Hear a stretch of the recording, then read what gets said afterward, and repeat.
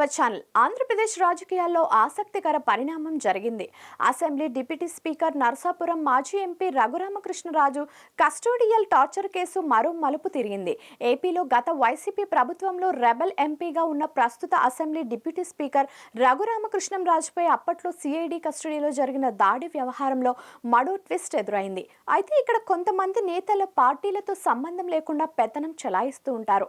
అందుకే ఏ పార్టీ అధికారంలో ఉన్నా సరే వాళ్ల హవా కొనసాగుతుంటుంది. అలాంటి వాళ్లల్లో కామేపల్లి తులసిబాబు ఒకరు.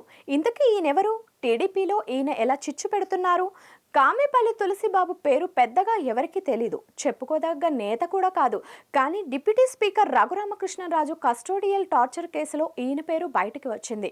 2021 మేలో తనను అరెస్ట్ చేసినప్పుడు కొంతమంది బయట వ్యక్తులు వచ్చి తనను టార్చర్ చేశారని రఘురామకృష్ణరాజు ఫిర్యాదు చేశారు. వాళ్లలో కామేపల్లి తులసిబాబు కూడా ఉన్నారని ఆయన కంప్లైంట్లో పేర్కొన్నారు.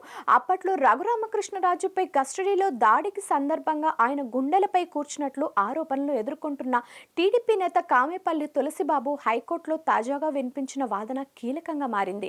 దీంతో హైకోర్టు ఆయన బెయిల్పై తీసుకోబోయే నిర్ణయం ఇందులో వాస్తవంపై ఆధారపడనుంది. గతంలో సిఐడి కస్టడీలో ముసుగేసుకుని వచ్చిన కామేపల్లి తులసిబాబు తన గుండెలపై కూర్చుని బెదిరించాడంటూ రఘురామకృష్ణ చేసిన ఆరోపణలు ఇప్పుడు అతని బెయిల్కు కీలకంగా మారాయి.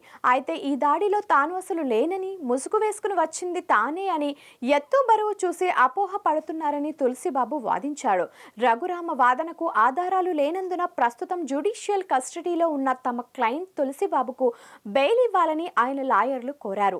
అప్పట్లో 4 వ్యక్తులు ముసుగులు వేసుకుని వచ్చి తనపై దాడి చేశారని రఘురామకృష్ణ పోలీసులకు ఇచ్చిన ఫిర్యాదులో పేర్కొన్నారు. అందులో కామేపల్లి తులసిబాబు ఒకరనే అనుమానంతో పోలీసులు ఆయన్ను ప్రకాశం జిల్లా ఎస్పీ ఆఫీస్కు పిలిపించి విచారణ తర్వాత అరెస్ట్ చేసి జైలుకు పంపించారు. అయితే రఘురామ ఆయన్ను గుర్తించారా లేదా అన్నది తెలియరాలేదు. ఇప్పుడు రఘురామ కేవలం తన ఎత్తు బరువు ఆధారంగా అలా అనుకుంటున్నారంటూ తులసిబాబు చేస్తున్న వాదనపై హైకోర్టు తీసుకునే నిర్ణయం ఆయన బెయిల్కు కీలకంగా మారింది. ఆయనకు గుడివాడ ఎమ్మెల్యే వెనిగండ్ల రాము అండదండ్లు పుష్కలంగా ఉన్నాయని చెబుతున్నారు. వైసీపీలో నిన్నటిదాకా చక్రం తిప్పిన నేతగా అలా ఎలా ఎదిగారని ఆరా తీస్తున్నారు. ఇంత చర్చ జరుగుతున్నా పార్టీ అధిష్టానం ఎందుకు చర్యలు తీసుకోవట్లేదని అంతు చిక్కడం లేదు. పార్టీలో అసలు ఏం జరుగుతుందో అర్థం కావట్లేదని క్యాడర్ గుసగుసలాడుకుంటుంది.